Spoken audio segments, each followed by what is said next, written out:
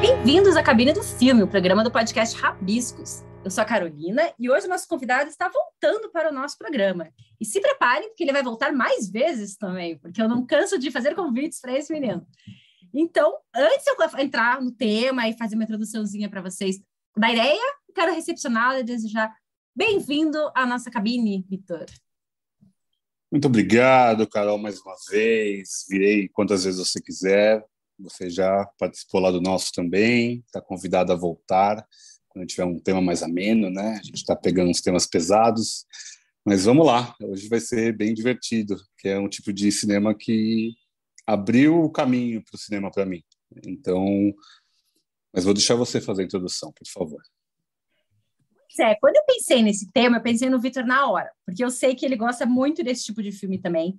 Eu já comentei em outro episódio, quando eu estava falando dos livros, dos filmes do meu livro, eu falei isso, que eu fiz uma pesquisa nos últimos, 10, 15 anos, eu fiz uma pesquisa ativa ali nos ganhadores de Oscar, e eu vi que a maioria dos filmes que eu gostava não estava na categoria de melhor filme, estava na categoria do até então melhor filme estrangeiro. E isso me chamou a atenção na época que eu estava escrevendo o livro, lá em 2017, né?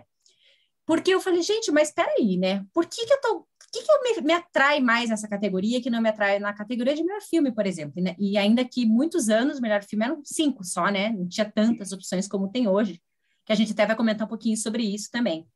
Mas é porque os filmes, então, estrangeiros, para mim, eles contavam histórias muito mais interessantes, que tinham um apelo muito maior de vida, né? Contavam sobre outras etnias, outras histórias de outros lugares, que era diferente dos filmes da categoria de melhor filme, que contava histórias tipicamente norte-americanas.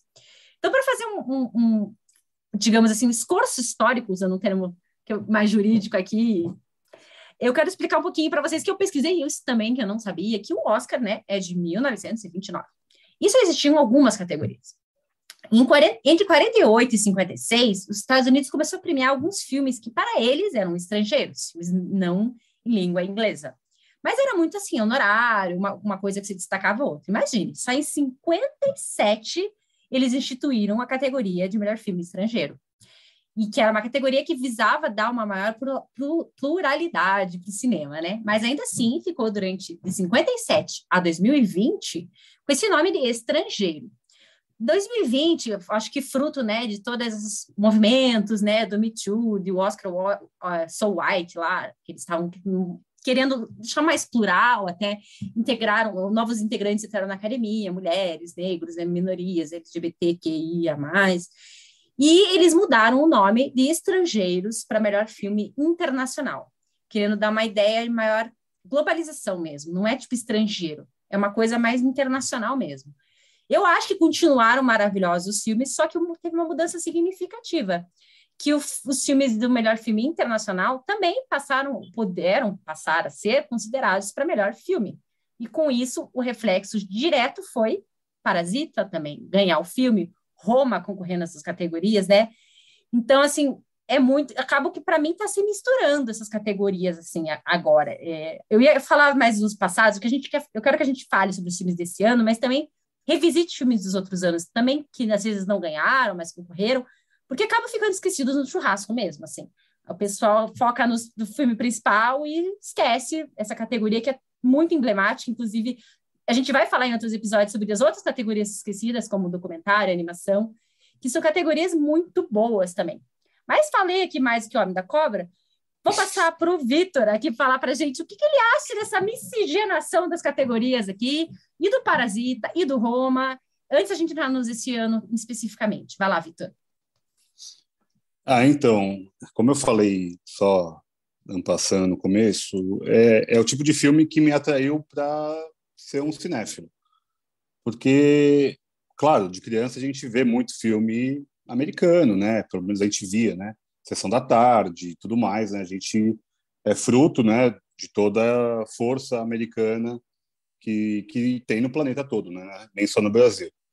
E a partir do momento que eu comecei a ver filmes fora desse eixo, mexicanos, argentinos, os próprios brasileiros, os europeus, eu consegui enxergar um outro mundo, né? É um mundo mais realista, menos fantasioso, digamos assim. Mas, de toda forma, também tem vários filmes fantasiosos em qualquer país, né? É que realmente esse tipo de filme são mais custosos e os Estados Unidos têm uma baita de uma indústria para isso, né? Sem falar que tem as indústrias que a gente nem alcança, tipo da Índia, Nigéria, que são grandes polos produtores de cinema e, infelizmente, poucos chegam no Brasil. Indiano até chega um pouquinho outro, mas nigeriano, infelizmente, é quase mínima. E teve um desses últimos anos, eles foram os maiores realizadores de cinema no ano, com mais de 500 filmes. Então, é isso, a gente vê o planeta além dos nossos olhos, do nosso costume. Então, quando eu vi, sei lá, as primeiras vezes que eu vi Almodóvar, as primeiras vezes que eu vi os filmes do Iñárritu, os primeiros filmes que eu vi com o Darín, e por aí vai, eu comecei a abrir um leque tão grande na minha cabeça que eu falei, putz, olha, o cinema pode ser tão gigantesco e contar histórias universais através de outra língua também. Então, a gente vê o estouro do Parasita, igual você falou, pela primeira vez na história, um filme não falado em inglês ganha o Oscar. O artista tinha ganho, mas é um filme mudo, mas é uma produção franco-americana, mas é mais francesa, mas é mudo. Então, um filme falado em outra língua é muito emblemático da mudança que a academia está tendo nos últimos anos, né? Igual a Carol falou. A inclusão de vários outros membros de outros países tem feito essa mudança. E esse ano, de novo, tem um candidato, que é o Drive My Car, a melhor filme. Claro que aparentemente não vai ganhar, porque não tem a promoção que foi feita para Parasita, mas também, independente de ganhar o Oscar ou não, igual a Carol falou, a gente vai falar de filmes que concorreram e que são filmes grandiosos, independente do prêmio. Porque, assim, o prêmio do Oscar é só um prêmio. É um prêmio para quem fez uma belíssima campanha para estar lá. E também isso conversa muito com a ausência do Brasil mais de 20 anos da indicação ao Oscar. Porque o Brasil, por mais de 20 anos, desde Central do Brasil em 99, não é candidato a essa categoria.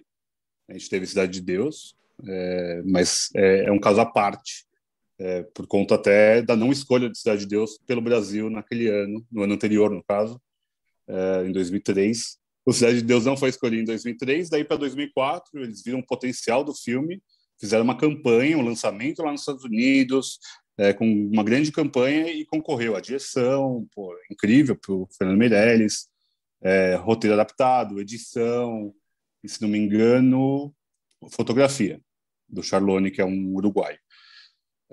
Então, assim, o Brasil está fora há muito tempo dessa rota. E o Brasil, que é um grande produtor de cinema, a gente é inegável isso.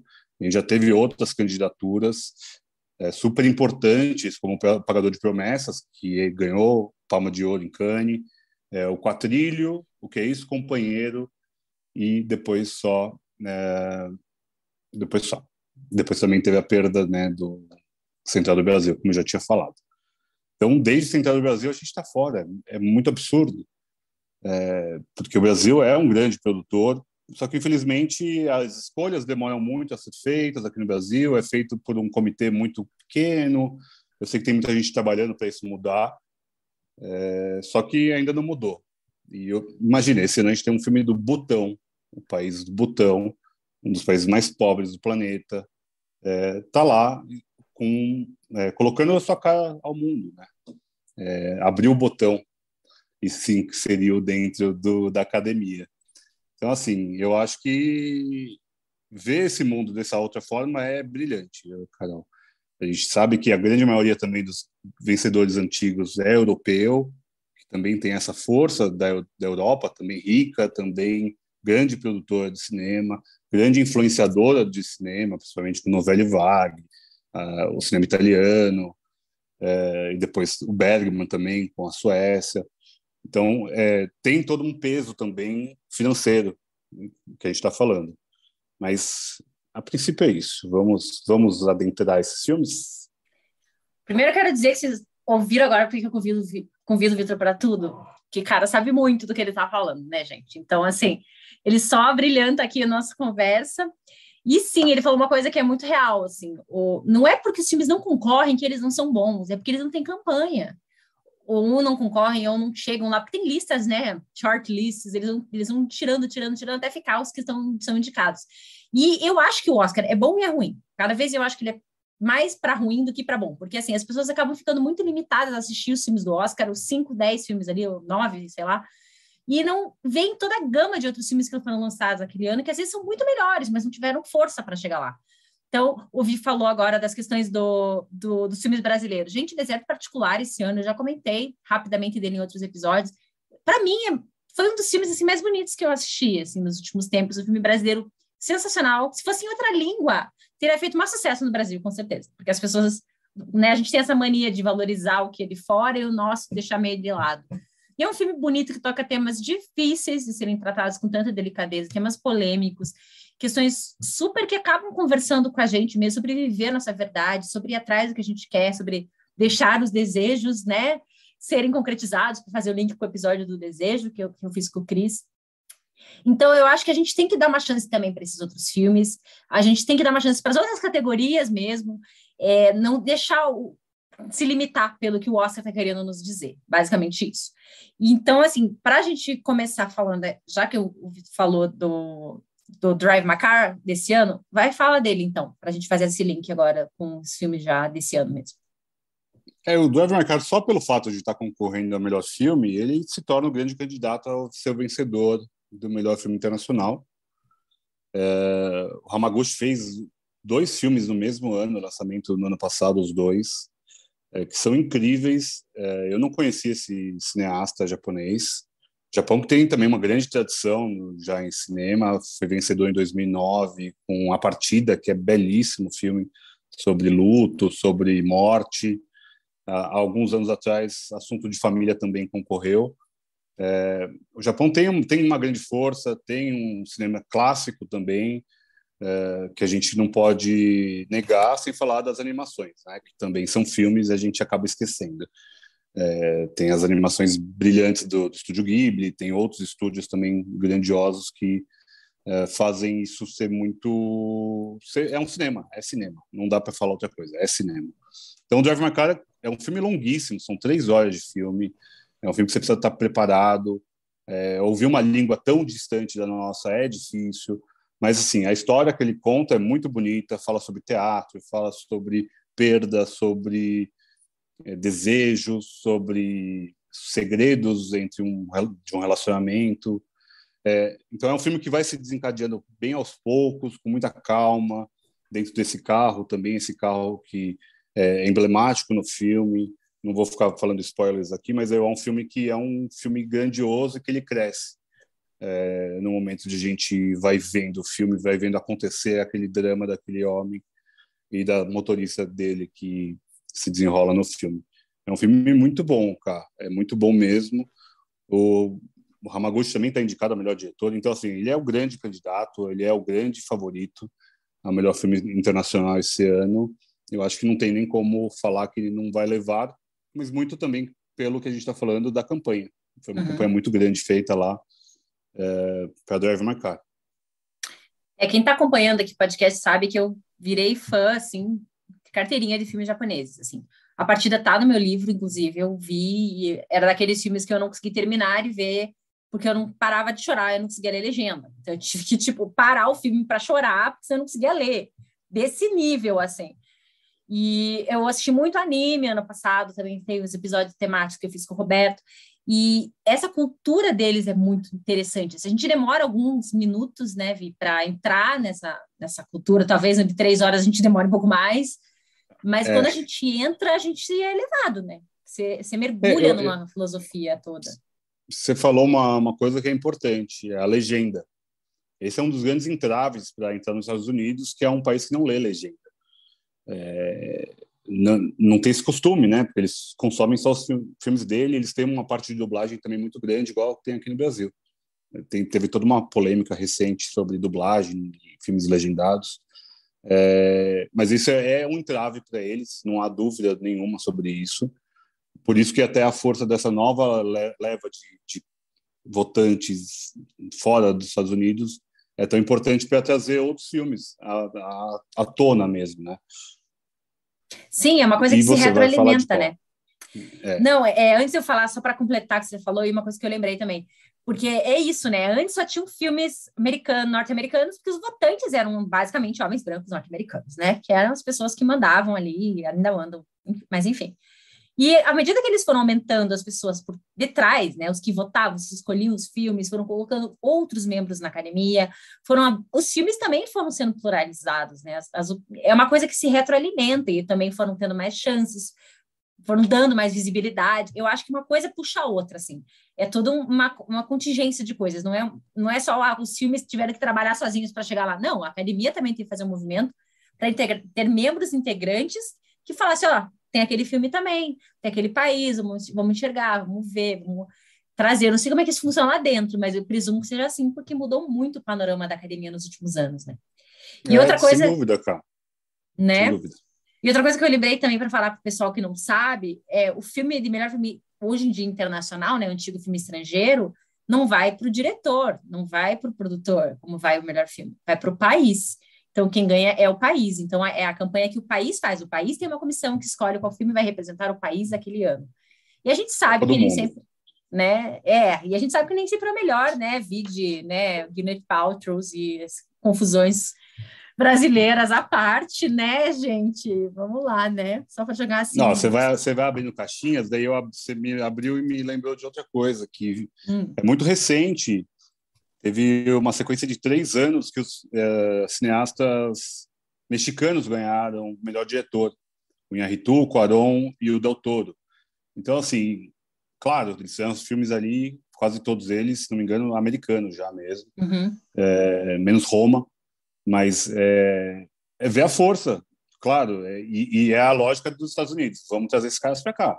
Eles pegaram o José Padilha para fazer o Robocop, eles pegaram o Fernando Meirelles, brasileiro, para fazer Dois Papas, para fazer outros filmes já Jardineiro Fiel, que daí é em inglês, mas é a lógica da anglofonia. Então, é só lembrar que já vem uma mudança há bom tempo, assim. Então, acho isso super interessante. Ainda mais porque assim, tinha uma época que era assim, começou a ganhar ator, coadjuvante nem tanto, mas né, ator categoria, digamos, principal. Você já sabia mais ou menos qual filme que era para o filme, que ganhava ator, ganhava o diretor, e você já sabia qual filme ia ganhar. Era uma coisa assim, meio que combinada, né? E com essa pluralização, assim, fica muito diferente. Você falou, ganha o diretor de um filme, ganha o outro filme, o outro ator. É muito difícil ganhar todo mundo no mesmo filme, porque os favoritismos também estão mais complicados, assim, né? Digamos, a concorrência ficou maior, porque tem essa diversidade maior de histórias a serem contadas. E daí a gente entra num que é o Flea, que para mim é um caso de gente, peraí, tá concorrendo a melhor filme, a melhor documentário, a melhor animação. É isso mesmo, Vitor? É isso mesmo, é feito inédito pela primeira vez, essas 3 indicações. O filme é dinamarquês, conta uma história excelente para quem viu Valsa com Bashir, remete muito a Valsa com Bashir, que é uma outra animação documental, que é muito incrível você contar a partir de uma animação que tira todo um peso, né? Ele deixa um peso um pouco mais leve do que a gente está vendo, mas tão potente, uma história tão interessante que o próprio diretor escreveu, né? Ele escreveu a própria história, né? São as memórias dele de guerra. Ele não é dinamarquês, ele é do Afeganistão, se não me engano, posso estar cometendo um erro aqui, mas ele é da Síria ou do Afeganistão, ele está fugindo de uma guerra civil e ele é gay, então ele conta uma história super de opressão, de fuga mesmo, dentro de caminhões, e conta a história da chegada dele até a Dinamarca para continuar a vida dele, deixando as raízes dele para trás. Então, conversa muito, né? A gente há poucos anos teve aquelas cenas horríveis daqueles botes cheios de pessoas, dos refugiados. Então, é um filme que é uma animação que é incrível, visualmente é muito linda, é uma história incrível, e acho que tem uma força muito grande. Infelizmente, eu acho que não leva nenhuma das 3 indicações, ele não deve levar, mas só de estar aí contando essa história para o planeta ver, acho que é grandioso. Só lembrando que a Dinamarca é o atual campeão com Druk, né? Another Round. E em 2011 também ganhou em Um Mundo Melhor, da Suzanne Bier, que é muito boa, diretora, uma diretora incrível. E já tem mais duas estatuetas de filme estrangeiro na época, que é Festa de Babette e Pele, o Conquistador. Então, a Dinamarca tem já 4 estatuetas, né, do país. E Flea está aí para concorrer, mas eu acho que não vai levar, não. Mas é incrível, vejam que vale muito a pena. Eu cheguei a ver o ano passado no É Tudo Verdade, num festival só de documentários, e foi uma das melhores coisas que eu vi o ano passado, sem dúvida nenhuma. Inclusive, ele está falando desse filme muito antes dele ser indicado, tá? Eu já, é um filme que eu já estou vendo faz tempo já. Fique tranquilo, porque o filme é sobre uma pessoa, é sobre uma vida, é sobre uma família, é sobre um lugar. E ele é muito poético, ele é muito bonito, ele conta ele tem uma aura de melancolia, assim, uma aura como se fosse uma memória misturada, um sonho, porque tudo que a gente lembra é maior e mais grandioso ou mais dolorido do que realmente aconteceu, porque a gente coloca nossas impressões em cima daquilo que a gente viveu, né? Já começou Eu fui melhor. melhor porque eu sou... Puta, A Grande Beleza, que é do Sorrentino também, é incrível. É, E é vencedor de Oscar também, em 2014. eu amo a Grande Beleza. Eu acho um filme brilhante, então, assim, era difícil ele bater. Então, a expectativa Uhum. era alta, mas sabendo que é difícil chegar lá. Também acho que ainda não chegou, acho que A Grande Beleza é a obra-prima dele, do Sorrentino, mas eu achei esse muito bonito. Eu sou fã de futebol, e eu adorei a forma como ele retratou Nápoles. Nápoles sempre é retratada de uma forma mais suja. Gomorra, o filme também é italiano de alguns anos atrás, concorreu ao Oscar também. Conta uma Nápoles totalmente bandoleira, assim, bem dominada pelo tráfico.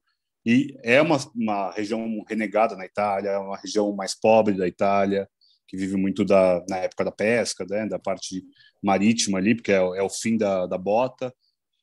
Então, assim, eu achei lindíssima a história, uma história bem melancólica mesmo, igual você falou, mas com muita diversão. Eu achei um filme leve no começo, aquele menino ali contando as memórias dele, memórias da tia, daquele tio que não tem a voz, que fala de um aparelho super estranho, uma brincadeira mais juvenil mesmo, de molecada. Eu achei super divertido e depois ele vai ficando super denso, e conta uma história muito bonita sobre o cineasta, né? Basicamente é sobre ele mesmo. Ele faz uma memória sobre a própria história, a própria vivência, a própria forma de ele chegar a ser um diretor de cinema, que também remete um pouquinho a Roma, né? Roma é no México, tá? É só um bairro lá no México, na cidade do México, mas é um nome que ainda já linka a Itália.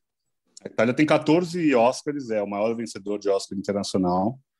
11 vitórias reais, 3 honorárias, igual a Carol falou no começo, que tinha alguns prêmios honorários. Mas a Itália é um dos berços do cinema clássico, igual a gente conhece hoje, então não dá para esperar menos. Né? Noites de Cabiria, 8,5 que ela falou, são alguns que eu consigo lembrar assim de cabeça, que são filmes gigantescos assim. Eu acho também que eu fui um pouco assim para ver A Mão de Deus por causa da Grande Beleza, que é um dos filmes que eu mais gosto desses, assim, todos desses internacionais, porque ele é muito existencialista, né? E vocês sabem que me escutam que eu sou mega existencialista. Adoro esses filmes reflexivos, então A Grande Beleza para mim é tipo maravilhoso. Então, realmente, mais um filme que vale a pena ver. Gente, esses filmes todos que a gente fala, dá para rever 1000 vezes, porque eles cada vez que a gente revê a gente descobre um novo filme, né? Qual você quer falar agora? Deixar você escolher. Eu vou falar da pior pessoa do mundo, então. Vamos. Vou falar do norueguês. Noruega também, que é um país que não tem tanta tradição no cinema. Teve uma indicação recente com a Aventura de Kon-Tiki, tá na Netflix, se não me engano, que conta sobre os primeiros exploradores noruegueses. Então é um filme bonito, bem feito, bem fotografado. Mas esse, A Pior Pessoa do Mundo, é uma das mais belezas aí desse ano, porque um filme super, vou falar despretensioso, mas não me entenda como raso também. Conta a história de uma mulher que ela está numa crise da meia-idade, então a gente pode entender ela como impulsiva, mas não é só isso, e ela acaba mudando de tudo. Imagina tudo na sua vida. Você muda de profissão, você muda de cabelo, você muda de namorado, você muda de tudo, menos da cidade, vai, que ela continua em Oslo o tempo todo. Mas, e daí conta exatamente essa história, são 12 capítulos do filme, tem um prólogo e um epílogo, e parece que é bagunçado, né? 14 trechos, um filme de 2 horas, parece que vai ficar tudo meio truncado, mas não, ele tem os nomes, né, dos capítulos, que já dá, tipo, indício do que vai acontecer. Tipo, aqui é a traição, aqui como fazer sexo oral sendo feminista no ano 2021. Então, assim, é um filme que aborda tantos temas tão atuais, e no começo é super leve, super divertido ver essa descoberta dessa mulher, essa descoberta, a gente acompanha essa descoberta, e daí, depois de algum tempo, a gente vai vendo que a vida nos leva para os mesmos caminhos quase sempre, da dificuldade, do apego, das decisões que a vida faz a gente tomar. Então, é um filme que me trouxe bastante emoção, assim, de ver as decisões que a gente toma, porque a gente toma decisões todo dia, né? A gente acorda todo dia tomando uma decisão de levantar do lado direito ou do lado esquerdo da cama. Mas tem decisões que mudam a vida, né? Então, o filme acaba mostrando um pouco dessas decisões que são tão impactantes. Então, o Joachim Trier, que é o diretor, ele foi pré-indicado há alguns anos com Thelma, que é um filme mais duro, e esse aqui é uma belezinha, viu? Vale muito a pena ver. Muito, muito bom mesmo. Eu adoro esses filmes que falam de transformações, né? Não só porque estou vivendo uma, né? É uma mudança radical na minha vida, mas eu acho que é muito legal como mostrar que o mundo não acaba, sabe? As pessoas têm muito medo em geral, eu também tinha, então a gente tem medo de fazer coisas... Assim, você está num lugar que não está legal, mas você tem medo de sair, seja um lugar físico, né? Uma casa, um trabalho, um relacionamento, ou um lugar emocional mesmo, mudar alguma coisa, a sua forma de encarar a vida. E eu acho que esses filmes nos mostram que, assim, você vai sofrer, vai ser difícil, mas você vai sobreviver. Então, a gente não tem como não se identificar com um tipo de filme assim. Em alguma medida, todo mundo se identifica, tem um dilema, tem uma mudança, tem algum lugar que você precisa deixar, né? Para crescer, para continuar vivendo, para continuar se expandindo, que é uma palavra que eu gosto muito, assim. E daí entra, né, no filme que eu amei demais esse filme. E eu gosto do nome em Fala português. do filme do Butão. Fala do filme do Gente. Butão. O nome do filme é Butão, aquele Lunana. país gigantesco, né? O filme é gigantesco. O país é gigantesco, mas ninguém mora lá, parece, né? Sim. O nome do filme é Lunana, que é o nome da cidade, mas o nome em português é uma preciosidade. Tá aí uma adaptação, uma tradução que eu gostei demais, que é A Felicidade das Pequenas Coisas. Eu nem tinha ido ver o filme e eu mandei um áudio super reflexiva para o Vitor sobre o nome do filme. Aí eu vi o filme, eu mandei um outro áudio dizendo, nossa, meu áudio tinha a ver, mas não tinha. Porque assim, eu fiquei pirando no Felicidade das Pequenas Coisas, gente. Vocês não têm noção. Eu gostei demais da filosofia do filme, porque assim, o Butão tem um índice nacional, que é o... como é que é? Felicidade interna bruta. Isso, obrigada. Que é um índice que eles medem lá da população e que uma das coisas, né, uma das diretrizes é que todas as crianças precisam estudar em qualquer lugar do Butão, inclusive nos mais remotos. Então, a história do filme conta a história do protagonista, que eu esqueci já o nome, que ele não quer ser professor. Ele é, sei lá, concursado, mas ele fez um concurso lá, um processo seletivo simplificado e entrou aquelas vagas que você pode ficar por temporário para 5 anos. Ele ainda tinha 1 ano, ele não queria ficar. Ele foi lá para a ministra da educação deles lá e falou, ó, minha amiga, não quero, não gosto, não nasci para isso. Daí ela, muito esperta, fala, meu amigo, ó, veja só, eu já vi pessoas como você. Então, eu vou te mandar para um lugar que está precisando de professor e você vai lá e, né, vê o que acontece. E daí ela manda ele para Lunana, que é uma vila numa montanha que fica ele pega um ônibus, ele leva não sei quantas horas para chegar na cidade. Ele chega na cidade, ele leva 6 dias caminhando montanha acima para chegar nessa montanha, nessa vila. E assim, é legal que eles vão colocando, né, a população da cidade onde ele está e a altitude. Porque ele vai subindo, cada vez que ele sobe mais, tem menos gente, né? Tem menos gente até chegar na vila, tem 54, 55 pessoas, tem 4.900 metros de altitude. E é tipo... Algumas cidades com 0 pessoas, né? Algumas cidades que ele passa, tem a cidade, mas não tem ninguém morando lá. Sim, tem daqueles dois da casinha lá, da estalagem, que é tipo cidade de 2 pessoas, são os caras da estalagem, assim. É um filme muito... E é aquele tipo... É uma jornada de herói, mas é uma jornada de herói do Butão, né? Então, ele não é tão explícito, isso que eu gostei demais desse filme. Ele vai nos detalhes, no sentimento. Claro que ele começa não gostando, ele começa mexendo no celular o tempo inteiro, com o fone, ouvindo música, não prestando atenção na natureza, ao redor, né? E ele vai indo e de repente para, né? Não tem energia elétrica na vila. E ele é obrigado, é aquela coisa, é obrigado a se confrontar com o seu ambiente, mas não é isso. É aquela coisa sutil de você fazer uma jornada para um lugar que você não queria. Até eu falei para o Vitor, né, no áudio, que é quando, às vezes, aquele desvio que se torna o teu destino, assim. É um lugar que você precisava estar, mas que não estava nos seus planos imediatos, às vezes nem nos mediatos, mas de alguma forma você precisava estar naquele lugar, porque ele é alterado pelo lugar, isso não é nem spoiler, né? Óbvio que isso vai acontecer. Ele é alterado pelo lugar e ele altera o lugar também, as pessoas, ele toca as pessoas e as pessoas tocam ele de uma forma. E a palavra que eu usei agora foi o toque, mas a primeira coisa que o Chris estava comigo falou foi: você percebeu que, claro, coisa de psicanalista, né? Mas ele falou: você percebeu que esse filme não tem toque? Falei, gente, é verdade. Eles tocam sem se encostar. Então é ainda mais poético e mais profundo, porque é uma coisa de alma mesmo, assim. Então eu acho um filme lindíssimo. Chorei, não claro que eu chorei, né? Mas assim, é tão bonita a forma como você pode. E assim, não precisa ser para sempre, né? Também desmistifica isso do para sempre, de você, ele vai se. Não, ele volta, de certa forma, para a vida dele, mas ele não volta mais o mesmo. Então, é essa que eu acho que é a grande transformação, isso que eu amei desse filme. O filme, se você falar, é singelo, né? Não tem grandes acontecimentos, tem poucos personagens, tem umas crianças maravilhosas, uma menininha lindíssima, e um filme que eu quero rever muitas vezes, porque ele me tocou muito profundamente, desde o nome da tradução. Vai, Vi, conta a você suas experiências Não, com a felicidade dos poemas. eu vou assinar embaixo, porque você definiu bem o que o filme é. O interessante é que o filme, aquelas crianças, elas não são atores nem atrizes, eles são crianças só que vivem, né, em cidades, talvez não em Lunana, mas em cidades distantes da capital. E o professor tem essa jornada mesmo, é uma jornada de autoconhecimento.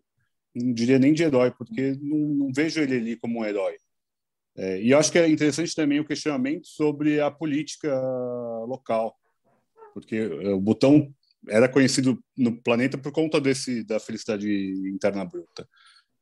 Porque é algo relevante dentro do planeta, essa lógica de todo mundo ter as mesmas condições. Por mais que não tenham as mesmas condições.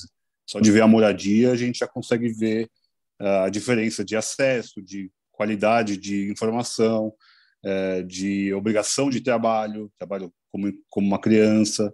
Então, e tem toda uma simbologia com o iaque, né, com o bicho, que é um animal como se fosse sagrado. Não vou dizer que é sagrado igual na Índia, mas é a lógica de ele ser um auxiliar, porque as fezes dele esquentam as pessoas. Quando você queima ela faz um calor e faz queimadas a madeira, que a madeira normalmente está úmida por conta da altitude. Então, ele é como se fosse um apoio, um amigo, alguém da família. Cada um ali, na lógica, teria um para cuidar. E faz uma referência a esse professor, que é esse Iaque, que expande a mente das crianças, que também tem a sua mente expandida por essas crianças, por essa beleza, essa ingenuidade, essa necessidade daquela função que ele está exercendo. Mas também eu acho que é um questionamento interessante sobre essa obrigação dele de ir até lá, ele ter que deixar o sonho dele de ser cantor para devolver ao país o que foi investido nele. Eu acho que é um questionamento interessante. Não acho que é uma crítica. É bom colocar isso em pauta. Acho interessante essa forma de abordagem do filme. Acho bonito. Eu também. Você falou de criança, eu lembrei de um outro filme que concorreu há uns anos, que foi o Cafarnaum. Que é um filme que aí de lacera, né? Se nesse eu dei uma choradinha, no Cafarnaum nossa senhora. Que também se não tivesse rede, eu tinha pulado aqui, viu? Essa é dureza. Mas é um filme maravilhoso, né? Eu acho que pessoas, quem está ouvindo aqui, separa o lencinho, prepara o estômago, separa um dia que você não esteja tão deprimido, senão você vai ficar mais. Mas, assim, é uma história também muito bonita, muito real. E a diretora é a Nadine Labak. Nadine Labak, isso. Tem uma sensibilidade para contar uma história dura. É isso que a gente estava conversando no Clube do Livro recentemente. A gente estava falando de um livro muito pesado e muito duro, que é o Pedro Páramo. Não sei se alguém já leu, do Juan Rulfo. É um livro dificílimo, assim. Ele é minúsculo, quase uma novela, de tão curto que é. Mas ele, na hora, o mediador comentou e falou assim: ai, gente, esse livro é tão bonito, né? Daí uma das participantes falou assim: eu não acho. Eu achei super doído, super dolorido. Terminei mal, eu não achei bonito. Aí ele falou: não, mas a beleza não tá na forma como ele conta, tá no lirismo da narrativa. E eu achei engraçado, porque eu concordava com ele, mas eu achei engraçado a cara que ela fez, assim. Ela ficou olhando com a cara de tipo, dela só falou assim: eu vou ter que reler, então. E basicamente esses filmes, né? O Cafarnaum é um, o Guerra Fria, já citando filmes que concorreram outros anos, são filmes duríssimos, são histórias pesadas, mas eles têm essa beleza na narrativa. O Cafarnaum, crianças extremamente cativantes, uma pobreza desgraçada, mas com momentos de esperança, e a Guerra Fria com a fotografia e a música. Então, assim, a gente poderia parar aqui e falar sobre cada filme, tipo, um episódio, porque, assim, né, Vitor, Poderia. são filmes muito, muito bonitos, assim, e que já concorreram, e que às vezes, tenho certeza que vocês estão ouvindo aqui, não viram falar desses filmes, porque eu também não conhecia a maioria, assim, passa batido, né, a gente ouve o nome na língua original, na premiação, e esquece, você vai ver só que ganhou. E não, gente, olha, são filmes que são melhores do que, ó, caiu aqui a caneta, né, eu já falei isso nos episódios atrás, vai cair a caneta, mas assim, são melhores do que muitos filmes que ganharam o Oscar de melhor filme nos últimos anos. Fecha parênteses e vocês imaginem quais que eu tô falando. Eu tô de acordo. O meu filme predileto do ano passado os dois prediletos do ano passado são filmes estrangeiros. O Covarde Zaida, que para mim é melhor que o Druk, eu gosto mais, e é um filme duríssimo. É nesse nível que a gente está falando. É sobre a guerra na Bósnia, contado através do olhar de uma mãe que quer salvar o filho. Então, imagina, só o contexto já dá para ficar arrepiado. E teve um documentário também, ano passado, da Romênia, que eu achei um negócio tão absurdo, o Collective é o nome. Achei um documentário tão pesado, parece um pouco a história do que aconteceu aqui no Brasil na Boate Kiss. Aconteceu isso lá na Romênia, e a partir dessa reportagem, que foi feita por um repórter esportivo, nada a ver, ele começou a descobrir um baita rombo de roubo no Ministério da Saúde da Romênia. Então, é muito Brasil. Então, é muito o que a gente está vivendo aqui, a gente vive aqui há muitos anos. A Romênia tem essa conexão com o Brasil de alguma forma, pela língua, que também é latina. Então, assim, são os meus dois filmes prediletos que foram lançados no Brasil ano passado, são esses dois e são estrangeiros. O Covardes concorreu e o Collective também concorreu a melhor filme estrangeiro, os dois. Mas vamos falar de uma coisa mais divertida, mais leve, né? Tipo, O Segredo dos Seus Olhos, o que você acha? Mentira, tô brincando, gente, não é mais leve. Mas também é ganhador de Oscar, você falou dele recentemente. Pô. Falei isso que eu ia falar, quem perdeu o episódio do Desejo, corre lá, porque tá muito, como diz o Vitor, tá muito desejoso aquele episódio. Tem muito filme bom, tem Encanto, tem O Segredo dos Seus Olhos e tem... não lembro o outro, eu que escolhi, gente. Olha, hoje eu tô com uma minha memória está pregando peças, mas corram lá, eu e o Cris falando sobre psicanálise no cinema. E, Me Chame Pelo Seu Nome, óbvio, né, gente? O filme mais desejoso aqui. E a gente podia, acho que até fazer uma parte 2, porque o que tem de filme na minha lista aqui ainda não está escrito, como diriam. Nem falamos de Almodóvar ainda, poxa. E queria terminar com Almodóvar, como não? Como então não vou falar de Madres? Madres também é o sexto filme que está concorrendo, né? Madres Paralelas. Deixa você começar, porque eu sei que você ama o Almodóvar. O Madres Paralelas não foi escolhido pela Espanha para ser o concorrente a melhor filme internacional esse ano. O que para mim, eu nem vi o outro, mas já foi um erro. Né? Não tem a Penélope, né? Errado. E não tem a Penélope. Pois é, tem isso. Nem sei se tem, mas se tem também não importa. Não é essa, Não, mas é legal falar sobre isso, porque é interessante a forma como a campanha do Oscar fez. Colocou a Penélope como melhor atriz, e colocou o Albert Iglesias como melhor trilha sonora. Então, independente da escolha do país, o filme pode fazer a sua própria autopromoção, claro, com a distribuidora, com a produtora. Então, eu acho um filme incrível. O Almodóvar já ganhou um filme internacional, Tudo Sobre Minha Mãe, obra-prima. Fale com Ela ele ganhou como melhor roteiro, obra-prima. Esse, não vou dizer que é uma obra-prima, mas é um grande filme. Os dois últimos dele, o Dor e Glória e esse, são muito bons. Ele voltou a dirigir em alto nível, depois de umas escapadas aí, que ele acabou dando uma rateada aí em alguns filmes, mas é Almodóvar, é meu cineasta predileto. Eu acho ele muito interessante de enxergar, a forma como ele enxerga o mundo, não julgamento dos personagens. Ele traz sempre essa aura quente com as cores de Almodóvar, como que todo mundo já ouviu falar, tem música do Caetano falando sobre Almodóvar. Eu acho que esse cara ele é diferente. Ele sabe colocar somente a natureza feminina de um jeito tão único. E aqui ele está no lugar comum dele, da maternidade, da mulher, da força da mulher, mas não é aquela coisa piegas, nunca vai ser. Por mais que seja, alguns acham novelesco, alguns acham só um melodrama, mas um melodrama é uma forma de contar o filme e ele domina como poucos. E que eu acho que influencia muito o cinema argentino, de alguma forma. Eles têm uma forma de roteiro muito mais bem localizada, eles sabem contar histórias densas. Um dos primeiros filmes que vou contar como eu comecei no cinema internacional foi com O Filho da Noiva, do Campanella, o mesmo diretor do Segredo dos Seus Olhos. É uma coisa tão bonitinha, tão bem fechada, o Darín tá novinho no filme ainda, mas eu fugi do Almodóvar. Eu quero que você fale um pouquinho do Madres Paralelas. Eu lembrei do Filho da Noiva, que podia ser um filme que o Almodóvar fizesse. É muito a cara dele. Além de a gente ter filmes para falar, a gente já tem filmes da Almodóvar para fazer um episódio, já tem filmes argentinos para fazer, já tem muito filme para falar, gente. Tem muito filme. Eu tô só anotando aqui todos os episódios que a gente tem que gravar. E se vocês tiverem algumas ideias também, eu sempre falo, manda lá no podcast Rabiscos ou no Cartas de Carolina, que a gente anota. Demora, mas sai.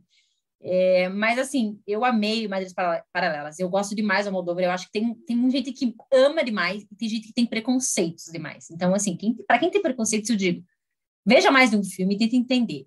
Porque, eu já ouvi coisas do tipo, ele é muito estereotipado. Gente, não é. É assim, se você assistir o filme, você vê que cada personagem dele não se repete. Eles têm nuances, eles têm temas, como o Victor falou, que ele repete, mas o personagem nunca vai se repetir. A Penélope, nesse filme, ela tá sensacional. Ela é uma personagem complexa, ela toma atitudes questionáveis até. A gente fez uma live recentemente, né? Eu, o Márcio, o Thiago e a Jaque falando sobre Madres.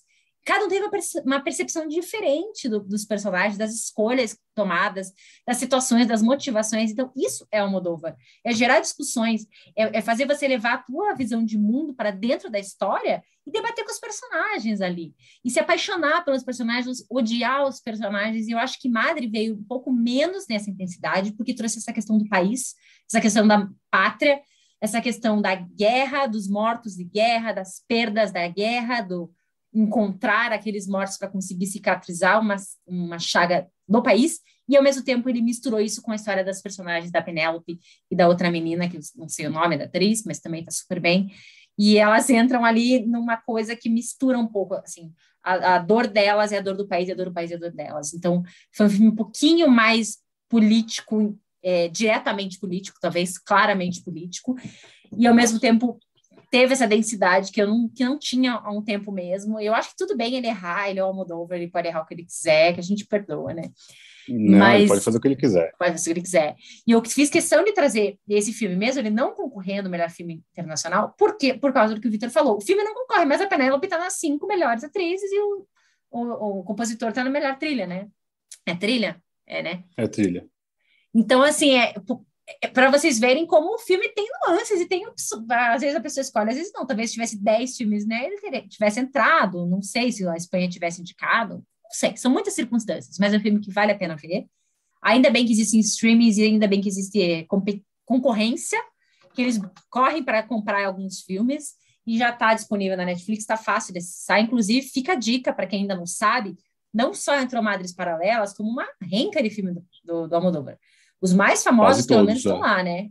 Então, assim, quem quiser rever, debater, eu vou trazer a Almodóvar para cá com mais frequência, porque também eu estava precisando ler mais, estudar mais. É um diretor que eu não tinha tanta familiaridade, mas eu acho que merece a gente nessa notinha final aqui, porque o filme é muito bom mesmo, e é tão bom quanto os outros 5 que estão concorrendo, né? E talvez mais aí um parênteses melhor do que alguns estão concorrendo melhor filme. Falei e fui embora. Tipo assim, só não olhar para cima que tá tudo certo. Tem um que não entrou também, que é um herói do Farhadi. Farhadi ganhou dois Oscars recentemente, iraniano, com A Separação, que eu acho absurdo, e O Apartamento é o outro Oscar dele. E ele conta o Irã de uma forma tão global, é muito parecido com a forma de contar cinema de Almodóvar, que são histórias universais. Podia ser no Brasil, podia ser na Argentina, podia ser no Irã, podia ser na Espanha, podia ser no Butão. Então, assim, eu acho essa a beleza de ver o globo, não ver só o que querem que a gente veja. Não vou nem falar dos Estados Unidos, o que querem que veja. Eu acho isso muito, muito, muito, muito, muito legal. Foi um papo muito bom. São histórias humanas, né? A gente está falando sobre seres humanos e visões da vida diferentes, pessoas que moram em lugares diferentes têm visões da vida, às vezes, parecidas, inclusive. Né? A gente acha, nossa, tá lá no Butão, mas assim, olha a visão de mundo que eles têm, agrega a nossa, às vezes soma. Então, cinema é algo que nos agrega, que nos expande, que nos faz estar aqui debatendo há quase uma hora e querendo debater muito mais. E, ao mesmo tempo, ele nos melhora como pessoa. Não tenho dúvidas disso. Assim, a gente só cresce quanto mais filme a gente assiste, né? Então, para encerrar esse papo, eu vou passar a palavra para o Vitor, mas eu quero agradecer todo mundo que ouviu, todo mundo que dá sugestão, todo mundo que participa, ou que está ali só querendo saber mais, né? Agradecer sempre, né? Sempre agradeço demais o Tadeu, mandando um beijo para ele que fez aniversário recentemente. Agradecer Parabéns, parabéns não. Agradecer a Lua e o Alisson também do Rabiscos e agradecer demais o Vitor estar aqui falando com a gente, por ter preparado, anotado. O Vitor é muito organizado nessas coisas de filme. Agradecer muito, muito de coração por estar sempre aceitando minhas loucuras e passar a palavra para você encerrar esse episódio de hoje. Eu anoto só para não passar vergonha na sua frente. Basicamente é isso. Obrigado aí pelo convite novamente. Estou à disposição sempre, já falei. Sigam lá o canal. A gente tem um canal no YouTube, Obsessões de Cinema, que é nosso podcast. Tem os Sessões de Cinema no Instagram, Facebook também está lá em algum momento. Tem nas plataformas de áudio também, mas não é concorrente da Carol. Ouçam primeiro da Carol, depois ouvir lá o nosso também, não tem problema nenhum. A gente está começando lá. É mais um bate-papo de amigos, então depende. Quem gosta de algo mais formal, tem gente que gosta de algo mais leve, tem para todo gosto. A Carol também já fez um episódio lá com a gente, já está convidada para a gente fazer mais. Muito obrigado, foi muito bom. É sempre ótimo revisitar esses filmes, revisitar o porquê que eu gosto tanto de cinema. Obrigado, Carol.